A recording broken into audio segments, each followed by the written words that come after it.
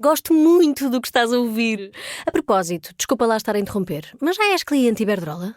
Como não? Então tens de ouvir antes isto. Quem fica na Iberdrola ganha mais. Descontos, vantagens, ofertas e só por aderir ganha 100 euros. Se a poupança e a energia verde também são música para os teus ouvidos, liga 800 500 500. Iberdrola. O Putin disse, ameaçou assim, se a Europa quiser a guerra, estamos preparados para ela e tal. Está constantemente a fazer ameaças nucleares, Sim, ameaças sim. de agressão. Tem aquela ideia de que onde se fala russo é Rússia, exatamente a ideia que Adolf Hitler tinha, onde se falava alemão era a Alemanha. Sim.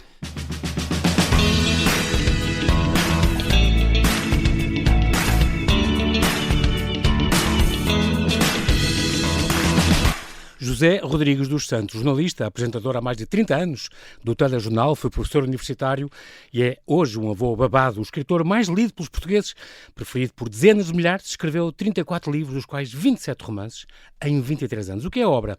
É muita obra, aliás, dos quais já vendeu mais de 4 milhões e 300 mil exemplares em 50 países, traduzidos em 21 ou 22 línguas.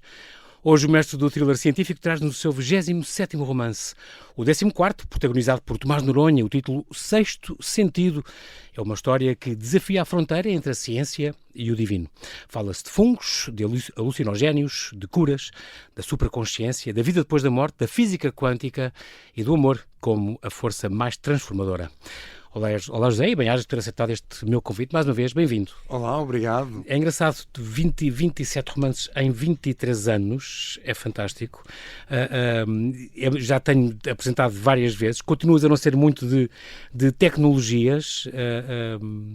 És quase, dizias uma vez, sou quase neandertal, não me lido. Hoje em dia, mesmo com a inteligência artificial e todas estas coisas, usas estas ferramentas, mas sem ser um perito. Muito, é isso? Sim, sei o básico. Por exemplo, eu fiz um romance, o Protocolo Caos, no ano passado, sobre como é que a Rússia usa as redes sociais para nos manipular, e, no entanto, eu não sei entrar sequer numa rede social. Portanto, eu percebo todo o princípio, percebo todas as consequências, claro, investigas, mas a parte de entrar não prática. só não sei, mas sobretudo também porque não me interesso, Sim, não é exatamente. coisa que me Sim, puxe. que te seduza.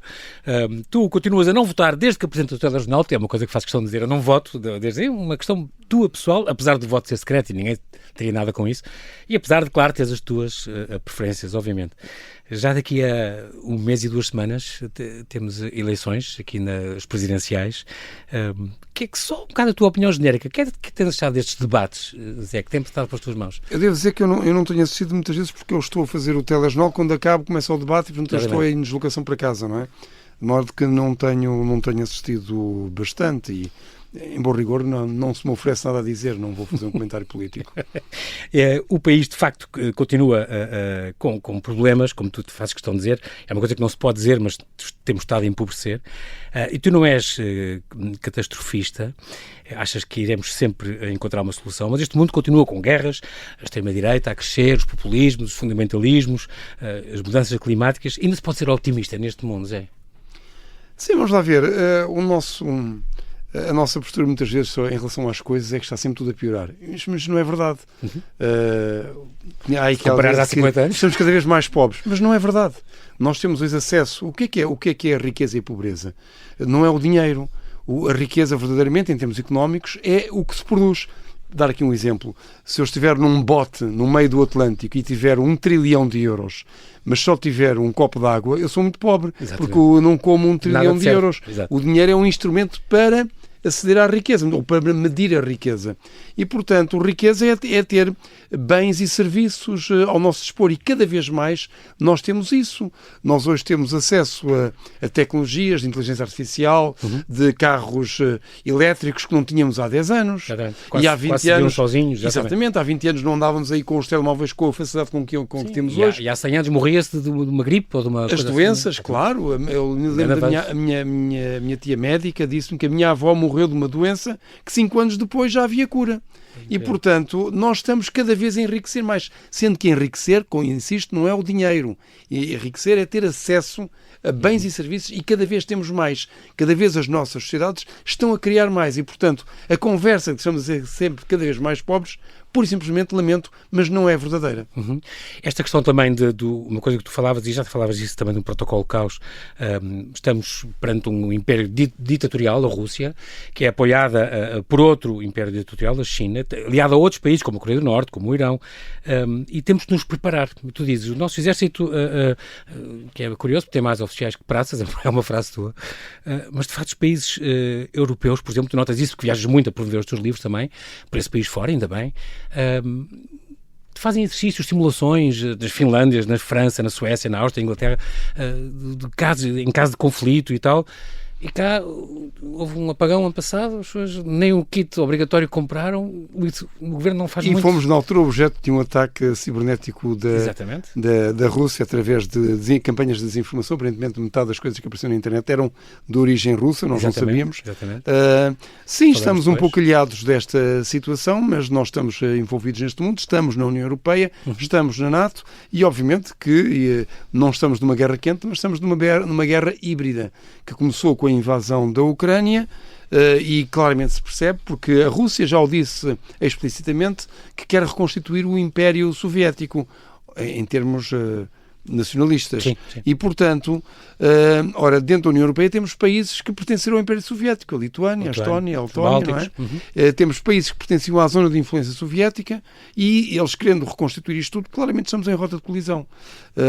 E ontem o Putin disse, ameaçou assim, se a Europa quiser a guerra, estamos preparados para ela e tal. Está constantemente a fazer ameaças nucleares, ameaças de agressão, tem aquela ideia de que onde se fala russo é Rússia, exatamente a ideia que Adolf Hitler tinha, onde se falava alemão era a Alemanha, e portanto está disposto a usar meios militares para chegar onde deseja, e portanto, obviamente que a nossa necessidade, nossa europeia, ocidental, de nos desarmarmos, não é no sentido de fazer a guerra, é no sentido de os dissuadir de nos fazerem a guerra, exatamente. Não é? No sentido romano de civis pacem para bellum. Se queres a paz, prepara-te para a guerra. Exatamente. É uma coisa já antiga e que continua muito, muito em voga e hoje em dia, que se calhar cada vez mais. Este teu romance, que já está em terceira edição e saiu ainda o mês passado, 27º romance, tu, em geral, é o 14º com o Tomás de Noronha. Tu, em geral, costumas alternar um histórico com um de aventura com o Tomás de Noronha. Desta vez foram 2 seguidos. Por uma razão especial? Não, porque o tema já não me lembro eu gosto de alternar, mas o tema imposto, na verdade este romance era para sair no ano passado, mas depois tive a ideia de fazer o romance sobre a Rússia e o Trump e portanto acabou por antecipar.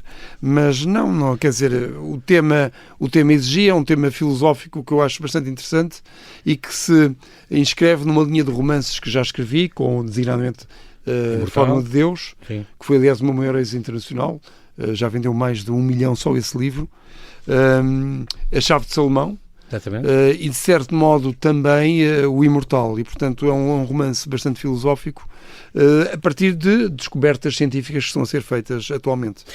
Curiosamente, também o próprio Dan Brown, com este The Secret of Secrets, saiu mais ou menos na altura do teu, e, portanto, os dois estavam a escrever sobre um bocadinho o mesmo tema. É pela segunda vez uma grande coincidência vocês editam o romance um bocadinho sobre o mesmo tema, mas também tu procuras sempre os temas atuais e os temas que estão a dar, não é? Estão a dar que falar. Sim. Só que ele é de 10 em 10 anos e tu? Pois, é todos os anos. Sim, conhecemos quando foi a altura, eu publiquei O Imortal, ele publicou um romance também sobre o destino da humanidade e as novas tecnologias. O Imortal é sobre isso, não é? É um romance que coloca a questão de que a primeira pessoa que viverá para sempre já nasceu, que é uma hipótese colocada por vários cientistas, e o romance explica como é que isso vai acontecer, utilizando a inteligência artificial. Foi há 6 anos, sim. Agora, neste caso, de facto, ele é um romance sobre a consciência, aparentemente. A natureza da consciência humana, sim. Ora bem, isto também é sobre a consciência e sobre o que, basicamente, estas substâncias que estão agora a ser aprovadas em todo o mundo, inclusive em Portugal, os enteógenos, que significam o divino em nós, o que estas substâncias nos revelam sobre nós próprios e sobre o universo. O teu livro é um bocadinho sobre estes... É sobre os efeitos terapêuticos destes enteógenos, destes psicadélicos, no fundo. Ou isto é dizer só isto é muito redutor? Não, quer dizer, na verdade o romance, há uma dimensão que é a dimensão terapêutica, mas depois há uma dimensão que é a dimensão filosófica. E o que me interessou, embora o romance aborde a questão terapêutica, é também a dimensão filosófica. Mas, começando, se calhar, a falar sobre a dimensão terapêutica, os enteógenos, houve uma autorização dada pelo FDA nos Estados Unidos para... uma espécie do Infarmed dos americanos. Exatamente, o Infarmed americano, para que se pudessem fazer, então, experiências com os enteógenos, e houve algumas que foram feitas, e houve uma muito importante em 2006, na Universidade de Johns Hopkins, com cientistas de topo, e eles fizeram isto, primeiro com voluntários. Os resultados foram espantosos, as pessoas sentiram-se incrivelmente melhor e mudaram. Muitas delas disseram que foi, 1/3 disseram que foi a experiência mais importante da sua vida. E 2/3 disseram que foi uma das 5 experiências mais importantes da sua vida, ao nível do dia em que se casaram, do dia em que tiveram o primeiro filho, e portanto, só para se ver o impacto que isto tem nas pessoas. E depois eles, a partir daí, fizeram uma outra experiência, neste caso, com doentes de cancro terminal. Pessoas que sabiam que iam morrer daí a alguns dias, daí a algumas semanas, daí a alguns meses. E, portanto... E houve um resultado surpreendente. E pessoas muito deprimidas, portanto, muito tristes, muito ansiosas, porque sabem que vão morrer, a qualquer momento. Não têm perspectiva de salvação e estão conscientes disso, e, portanto, são depressões profundas e que a psiquiatria não tem qualquer maneira de tratar estas pessoas. Então, eles fizeram uma experiência no Johns Hopkins com doentes terminais, julgo que eram 15 doentes, aplicaram uma dose de psilocibina, que é um enteógeno poderoso, e então eles verificaram que 80% destes pacientes perderam o medo de morrer ou a sua depressão reduziu-se a fatores mínimos. E isto foi absolutamente inovador e, portanto, desencadeou uma série de estudos que começaram a ser feitos em muitos países, do Canadá, à Austrália, à Suíça e aqui a Portugal também, com o Centro Champalimau, que fez parte de um grande estudo internacional, e que foram feitas descobertas muito interessantes, que depois culminaram com o Infarmed já este ano a autorizar um enteógeno, a cetamina, para ser utilizado também para efeitos terapêuticos. Agora, a questão é esta: como é que estes medicamentos funcionam? Como é que estas substâncias funcionam? Pois, se abrem, se mudam a vida de uma pessoa. Exatamente. Não há aqui fórmulas químicas. Qual é o seu poder? Exatamente. É preciso primeiro dizer que estas substâncias têm capacidade de tratar com grande eficácia depressões profundas, ansiedade, mas também dependências, designadamente, por exemplo, o álcool, pessoas que estão viciadas no tabaco, também podem tratar stress pós-traumático, podem tratar comportamento obsessivo-compulsivo, podem tratar autismo, portanto, e até mesmo psicopatia. Os psicopatas podem ser tratados com isto. Isso é uma coisa já descoberta há décadas, porque é que então não continua sempre a usar? O romance vai explicar isto, mas talvez convenha dar esta explicação aqui para as pessoas perceberem como é que isto funciona. Eles fizeram uma experiência num hospital mental de Saskatchewan, no Canadá, com 700 pessoas que eram alcoólicas. E então, com uma única dose de psilocibina, 50% dessas pessoas, dessas 700 pessoas alcoólicas, não é? Deixaram de um dia para o outro de beber. Como é que isto aconteceu? Isto aconteceu não por causa de um efeito químico que provoca uma rejeição do álcool, aconteceu porque os enteógenos fazem com que nós tenhamos visões, que eles chamam as alucinações. Só que as chamadas tripes. Exatamente, só que não são bem alucinações, porque a palavra alucinação sugere que é uma coisa puramente fantasiada.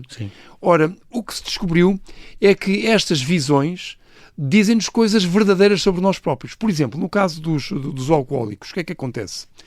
O alcoólico toma em determinadas circunstâncias que são explicadas no romance a substância e depois, de repente, começa a ver-se a si próprio a entrar em casa bêbado. Mas vê-se não do seu ponto de vista, mas do ponto de vista da mulher ou dos filhos. Como se fosse um drone, digamos assim, a ver-se de cima. Não, mas fora do corpo. Não, exato, fora do corpo, mas da perspectiva da mulher ou dos filhos. E vê-se a entrar em casa, a insultar a mulher e os filhos, a bater neles, sobre os efeitos do álcool. Ele vê-se a destruir a sua própria família. E quando a visão termina, portanto, quando os efeitos do enteógeno acabam, ele de repente diz, eu não posso, eu estou a perceber. Ele percebe os efeitos que o seu comportamento está a ter. E então é por isso que 50% só com uma dose pararam automaticamente de beber álcool, depois com mais doses mais. De tal modo é assim que o fundador dos Alcoólicos Anónimos considerou a hipótese de usar estas substâncias nas terapias nas terapias. E o tabaco? O tabaco é a mesma coisa. Com essa dose? Sim, há uma experiência interessante também com 15 pacientes, que foram submetidos por pessoas que fumavam um mínimo de 19 cigarros por dia, ao longo de 30 anos, portanto, fumadores pesados, e com 15 pacientes eles aplicaram 3 doses de psilocibina. 80% deixaram de fumar de um dia para o outro. E o que é que acontece aqui, mais uma vez, é a mesma coisa, mas de uma maneira diferente. Isto é, na sua visão, eles transformavam-se em células, por exemplo, do seu corpo. E então começava a fazer uma viagem pelo seu corpo. E começava a ver o que é que se passava nos pulmões. Então ver os danos todos que faz o fumo. E ficavam absolutamente estarrecidos, não é? E percebiam que aquelas visões eram verdadeiras. Sim. Uma das coisas que eles dizem é que têm uma impressão durante estas visões de estar a observar uma realidade mais real do que a própria realidade. As cores são mais fortes, os cheiros são mais intensos, as sensações são mais poderosas, e que é totalmente diferente de um sonho, não é? Nós temos impressões de tudo, há uma superconsciência, a tal história que nos quer dar um aviso, que nos quer informar. Aí já vamos exatamente. Nós estamos a fazer uma viagem pelo nosso corpo e estamos a perceber o que está a passar no nosso corpo. Estamos a captar. Exatamente. E, portanto, aí as pessoas aí... Okay. Até há casos. Pois aqui há coisas misteriosas que ocorrem. Por exemplo, testes que são feitos, porque cá está a questão das alucinações. Será que isto são alucinações? Não, mas ele está a ver o seu próprio corpo. E está a ver coisas verdadeiras do seu próprio corpo. Há pessoas que tomam estas substâncias e dizem, com muita frequência, vi cores que nunca tinha visto na vida. Ora, para ser uma alucinação, nós tínhamos a usar a memória. Sim. Ora, como é que eu tenho uma memória, como é que eu vejo uma cor que não está arquivada na minha memória? Exatamente. Pronto. Até daltónicos, o que é curioso. Exatamente, daltónicos veem cores. E tu contas outros casos incríveis, coisas perinatais, pessoas que se viram no útero da mãe. Exatamente. E que se viram o momento do nascimento, impossível, isso é muito não é? Interessante. Isso é muito como interessante. É que um bebê tem essa consciência para depois se lembrar dessa cena? É uma coisa que... Isso remete-nos para uma situação importante que é inexplicável. Em psiquiatria, o Freud, basicamente, o que é que ele disse? E tentou isso através da psicanálise, primeiro da hipnose e depois do método do divã. O que é que ele disse? Basicamente que os problemas psicológicos que nós temos têm uma origem traumática qualquer. Sim. E, portanto, o que nós temos é que identificar qual é a origem traumática, revisitar esse evento traumático, revivê-lo, e depois resolvê-lo. Pois. E quando o resolvemos, ficamos curados. Esta é aquela hipnose regressiva e essas coisas. É isto, essencialmente, a psicanálise. Portanto, ele tenta usar a hipnose, a coisa não funciona muito bem, então tenta através do sistema do divã. Ora bem, os enteógenos vão fazer isso justamente. Portanto, pessoas que aparecem no psiquiatra com perturbações, os psiquiatras, devo dizer que depois do livro sair, fui contactado por muitos psiquiatras a falar sobre isto, sobre finalmente que alguém aborda este tema desta maneira. Que é muito interessante. Que se fala. E o que eles dizem é, portanto, eles aplicam o enteógeno. Sim, e a pessoa vai fazer uma viagem à fonte do problema. Porque a visão vai dizer coisas verdadeiras sobre si própria. Exatamente. E se a fonte do problema está em algo que ocorreu quando ele estava no útero da mãe, e às vezes isso acontece, ele regride até ao útero da mãe. Exatamente. E revive o incidente. E há situações em que a pessoa tem um incidente no útero da mãe, e depois o psiquiatra vai falar com a mãe e a mãe diz, mas como é que ele soube? Exatamente. Eu nunca lhe contei. Exatamente. Não é? E há coisas aqui misteriosas. Por exemplo, uma outra que acontece aparentemente com alguma frequência, pessoas que têm cancro, a família sabe que ele tem cancro, por exemplo, mas ele não sabe, mas tem problemas de saúde e, portanto, e vai fazer uma... E ao ter fazer uma terapia com uma substância exatamente, com um enteógeno, ele de repente, na viagem que faz ao corpo, descobre que tem o cancro. Sem que ninguém... Ele vê o cancro. Portanto, cá está, mais uma vez, o revela problema. Coisas verdadeiras. Isto não é uma alucinação. Pois, porque isso a alucinação podia ser uma coisa completamente fantasiada. Um cavalo com asas a voar, pronto. Exatamente. Às cores. Mas às vezes acontece. Não, são coisas sobre a nossa. Às vezes acontece. Por exemplo, o que eles dizem é, muitas vezes, psiquiatras que acompanham isto, dizem que quando a pessoa tem observações estranhas, lá está o cavalo alado, não sei o quê, normalmente são metáforas, que aliás o Freud também falava nisso, não é? São metáforas para o problema. Exatamente. Há um caso muito interessante, já agora metafórico, de uma mulher que tinha cancro, tomou a substância e de repente ele tem uma visão, e a visão é um diamante, eu conto isso no livro, é um diamante, e o diamante de repente aproxima-se dela e mostra-lhe um filho. Ela tinha um problema com o filho, porquê? Porque o filho ia casar com uma mulher que já tinha um filho de outra pessoa e ela estava totalmente contra isso, e de repente naquela visão ela começa a perceber o amor que o filho tem por aquela mulher e começa a perceber que ela não tem o direito de impedir, e portanto quando a visão termina ela reconcilia-se com o filho. Há uma outra história também interessante. Zé, vamos já isto para a segunda parte, para já temos que fazer um belíssimo intervalo. Vá, até já.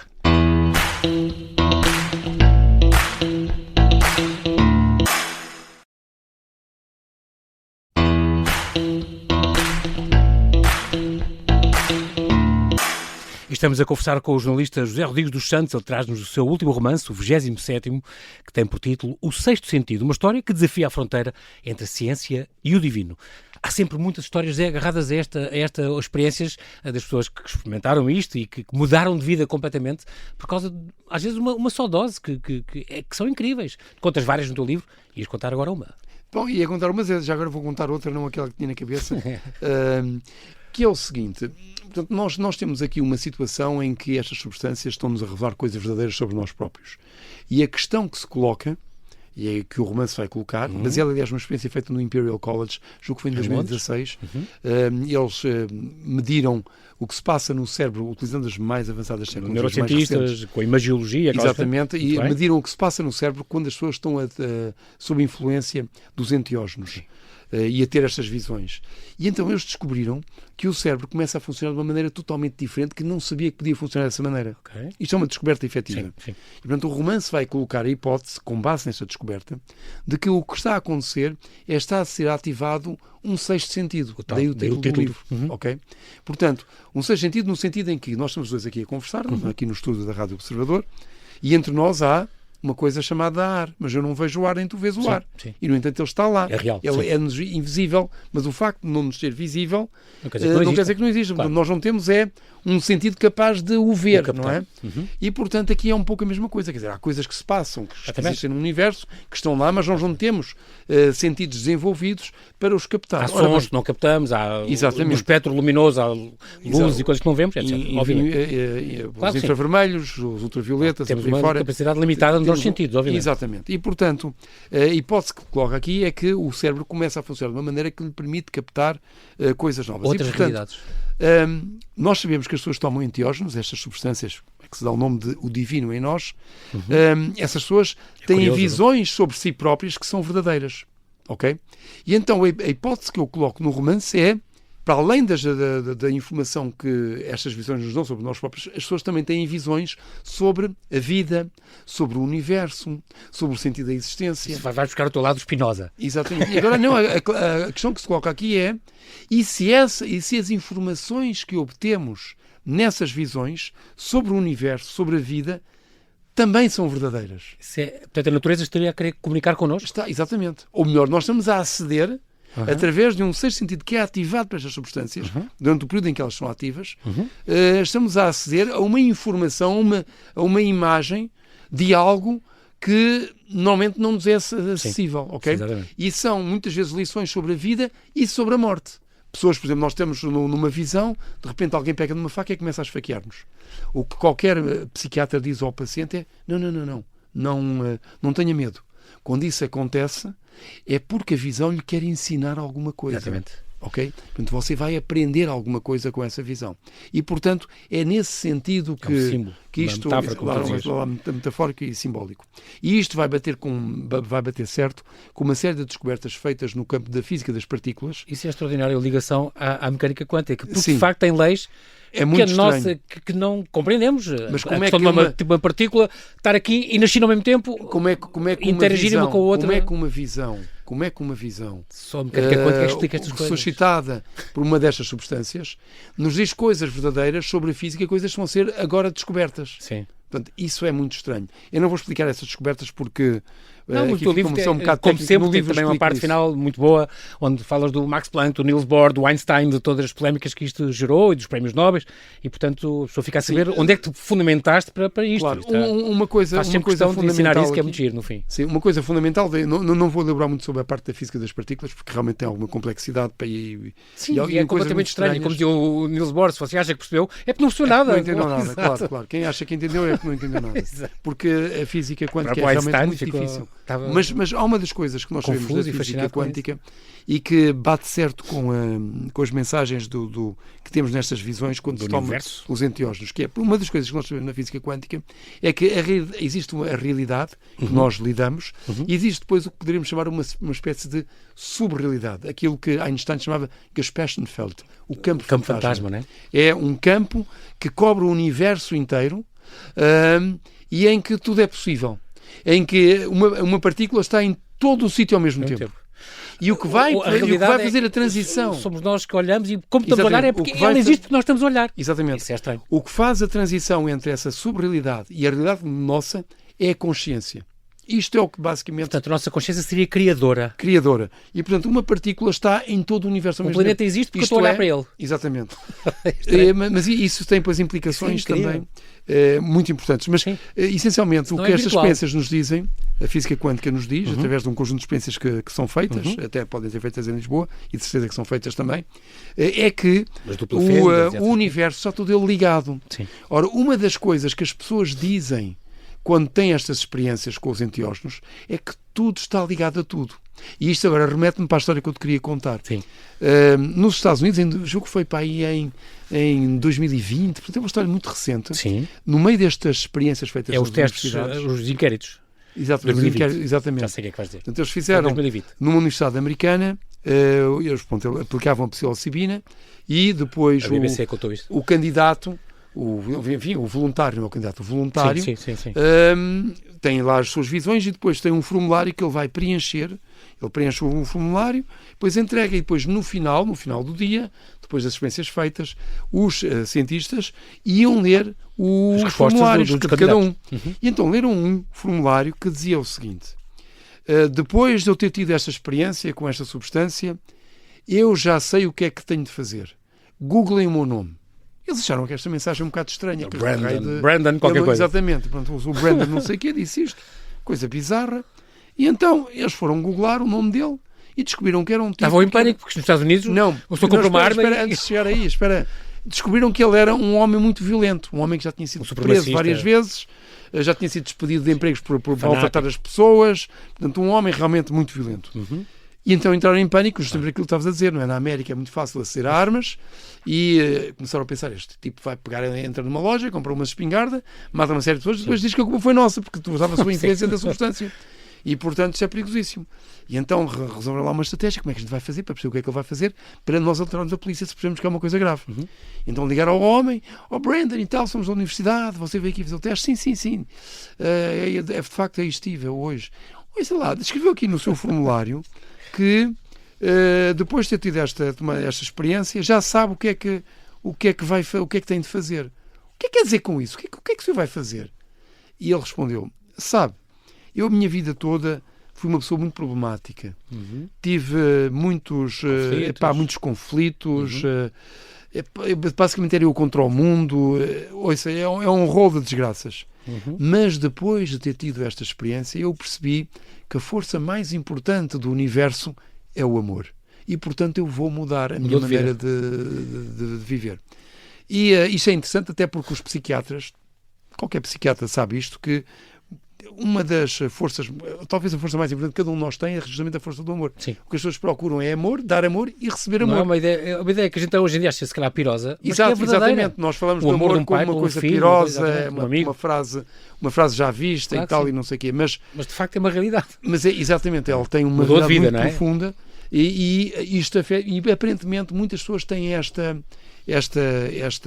reação assim, e, portanto, aliás, havia nas universidades americanas, dizia-se que estas substâncias tinham a capacidade de transformar as pessoas no sentido de fazer com que elas ficassem melhor, mais abertas ao mundo, mais tolerantes para com os outros e, portanto, e isso foi, isso depois deu uma revolução cultural importante. E esta é a força dessas substâncias e isto remete-nos, mas é o sentido do livro, que é uma história, no fundo, é uma história de detetives, um thriller, através através da morte, baseado num incidente verdadeiro ocorrido na América. Ele começa logo de um com homem que cai de um décimo andar, e se é suicídio ou homicídio, há dúvidas sobre isso. Isto é baseado numa história verdadeira. Tu colocas isso em Lisboa, mas isto aconteceu de facto no tempo do Gerald Ford, não foi? Não? Exatamente, aconteceu em Nova Iorque, com um agente da CIA que caiu de um 10º andar de um hotel em Nova Iorque. E pronto, basicamente as pequenas histórias que eu conto são baseadas em incidentes verdadeiros. Também foi assim, e portanto, com base nesta história, nós vamos ver, por um lado, os efeitos poderosos terapêuticos que estas substâncias têm, por outro lado, a informação que ela nos dá sobre nós próprios, para nos descobrirmos a nós próprios, para melhorarmos como seres humanos, mas também o que é que estas substâncias, o que é que estas visões desencadeadas por estas substâncias nos dizem sobre a vida, sobre a morte, sobre o sentido da nossa existência. E nesse sentido, que eu acho que é a parte mais fascinante do romance, é um romance filosófico. Através de uma história, de um thriller, de uma história de detetives, de repente fazemos uma reflexão sobre o que é isto estar vivo, o que é isto de morrer, porque é que as pessoas tomam estas substâncias, perdem o medo de morrer. Exatamente. Pelo contrário, como tu contaste, até qual é a mensagem que lá está? As pessoas não só, já com o cancro terminal, não só perderam esse medo, como até consolavam as famílias a dizer eu estou bem, vou para melhor. Sim, eu conto e no fundo eu continuo vivo, quer dizer, de certa maneira. Sim, a experiência de 2006, a experiência de 2006 do Johns Hopkins, houve pacientes que estavam, as pessoas iam visitá-los para se despedir delas e eles estavam a confortar os visitantes. Não é só ficar em paz. Eu já percebi que, quer dizer, porque há um fenómeno interessante que é nós sempre confundimos o ego com a consciência. Sim. E com estas substâncias, o que acontece? O ego adormece. É por isso que o bêbado, quando entra em casa, de repente ele se vê da perspectiva da mulher ou dos filhos. Portanto, o ego adormece. Portanto, a fronteira entre ele e o mundo desaparece. Não é? E por isso mas ele mantém-se consciente, ele lembra-se de tudo. Exatamente. Mas ele diz, a realidade que eu vi nesta experiência é mais real do que a própria realidade do dia-a-dia. E, portanto, isto mostra que uma coisa é o ego, outra coisa é a consciência. E o que eles dizem é, morre o ego com a morte, mas a consciência sobrevive. Mantém-se. E é isso que faz, e essa convicção isso é uma revolução na nossa maneira de ver as coisas, exatamente. Não é? Claro. Haver uma consciência supra, uma coisa por cima, que quando nós morremos, a nossa vida física acaba, mas essa consciência o que é interessante, agora eu não queria falar sobre a física aqui, mas é interessante, quem percebe de física sabe isto. Em 1927, o Erwin Schrödinger desenvolveu uma equação chamada equação de Schrödinger, que é a equação que faz o cálculo dessa subrealidade, desse mundo virtual que existe por trás da realidade. E chama-se isso a função de onda. E descobriu-se que a função de onda é universal, cobre o universo inteiro, mas, ao mesmo tempo, subdivide-se em zilhões de funções de onda. Portanto, cada átomo tem uma função de onda, cada molécula tem uma função de onda, cada pessoa tem uma função de onda, cada objeto. O Einstein, num famoso diálogo que teve com o seu biógrafo judeu-português, o Abraham Paes, e que está contado no livro Subtil é o Senhor, que é a primeira biografia do Einstein, ele disse uma vez, custa-me a acreditar que a Lua não existe se nós não estivermos a olhar para ela. Isto porquê? Justamente porque é a consciência que cria a realidade. Ativa. Se não temos uma medição consciente da realidade, ela apenas existe em sobreposição, apenas existe nesse campo fantasma. Ora bem, nestas visões dos enteógenos, o que elas nos dizem é a mesma coisa. É que há uma consciência universal, exatamente como a função de onda universal da física, e que essa consciência se fragmenta em zilhões de pequenas consciências, tal como na física a função de onda se fragmenta em zilhões de funções de onda. E há um permanente regresso da função de onda à função de onda universal. Sim. Da mesma maneira como se nós fôssemos receptores e emissores também. Exatamente. Estamos a alimentar essa as pessoas que tomam estas substâncias dizem, pois, mas eu percebi que a minha consciência, a ilusão de que eu estou separado, é uma ilusão.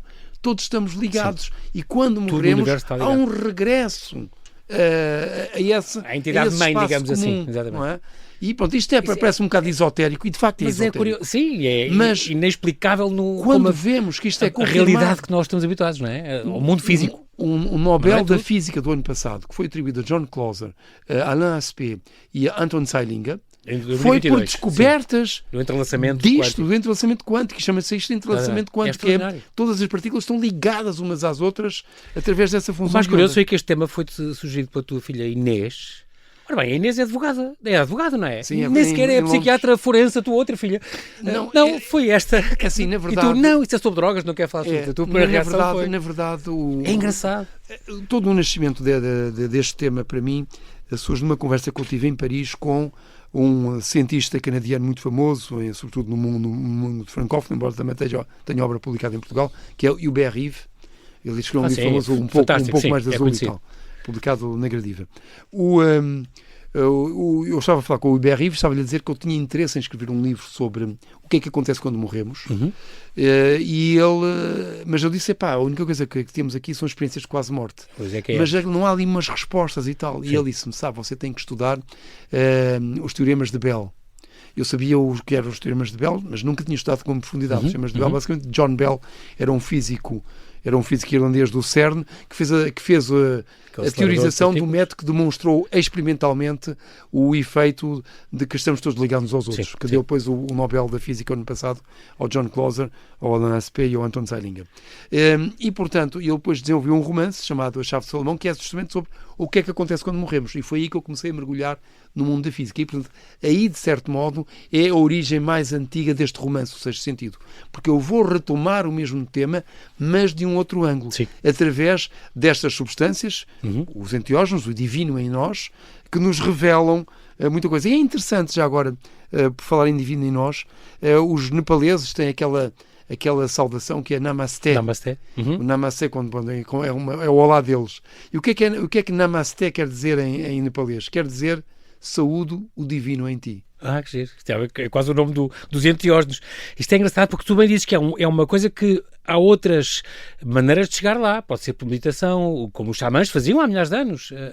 Meditação, pelo yoga, pelos budistas também têm meditações neste sentido. Pode-se chegar também, não é preciso só tomando esta substância é que se pode chegar lá. Sim, e também... Em geral não dão dependência, tirando a ketamina, talvez. Por jejum prolongado. Jejum, exatamente. Sim, esta substância é importante esclarecer isso. Elas tem um nível baixo de toxicidade, estamos a falar de menos do que o álcool, e em termos de criar dependência, não criam dependência, com exceção da cetamina e do MDMA. Sim, MDMA também. Que podem criar, de facto, provocar vício, mas de resto não. No entanto, as pessoas, quando se submetem a isto, têm que ser com acompanhamento médico. Pois, é uma coisa que tu dizes sempre. É importante. Por exemplo, pessoas com problemas cardíacos não devem, porque às vezes apanhamos medo no meio da visão, alguém vem uma taquicardia qualquer, exatamente. E portanto assustamos-nos, não é? Exatamente. E portanto tu próprio disseste, já experimentaste, disseste não. E também esquizofrenia. Nada impede. E também esquizofrenia. Os esquizofrénicos já se usava também. Por causa do problema do ego, porque o que acontece aqui é que o nosso ego adormece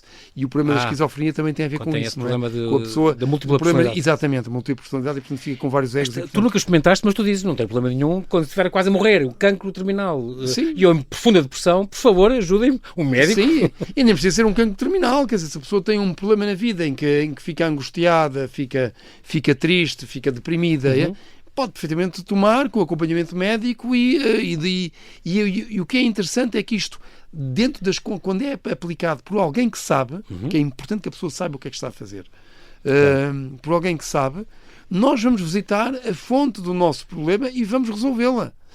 Há uma história, que é a história que eu tinha a contar há pouco, é um bocado isso também. Há uma história interessante de uma mulher, que é a nossa última história, que também conta no romance, enfim, com tantas histórias. Sim. Uma mulher que estava também com um cancro terminal, submeteu-se à experiência dos enteógenos e tem uma visão. Ela dava-se muito mal com a sua filha mais nova. Era cão e gato entre uma e outra. Sim. E então, durante a sua visão, ela vai entrar num sítio celestial, um jardim lindíssimo, com uma coisa fantástica e não sei o quê. E de repente houve uma voz que a chama.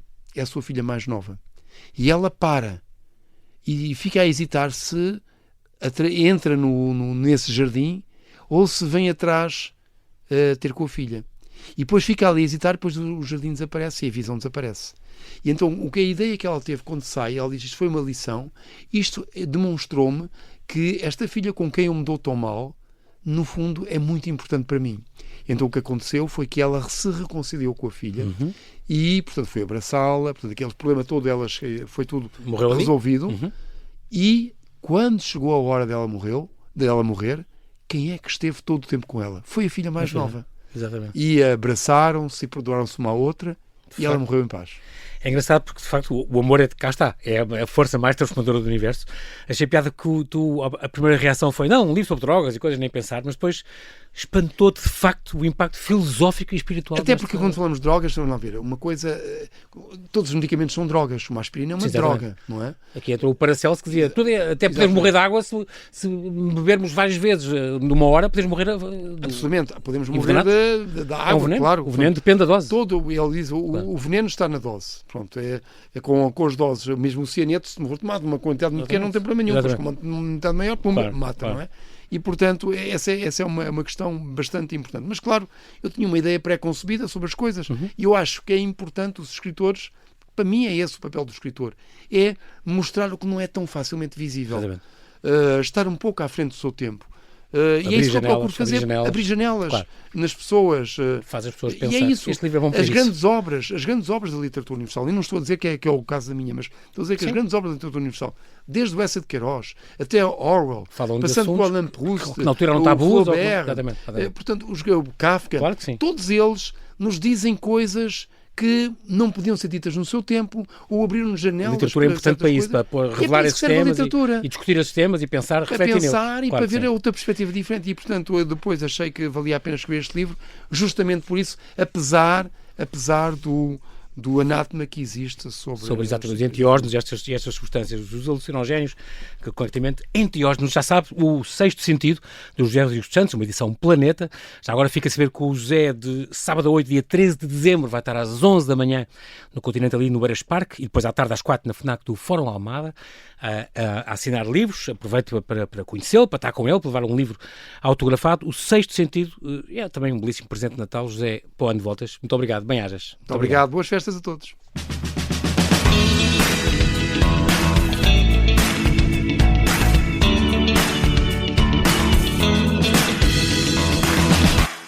Gosto muito do que estás a ouvir.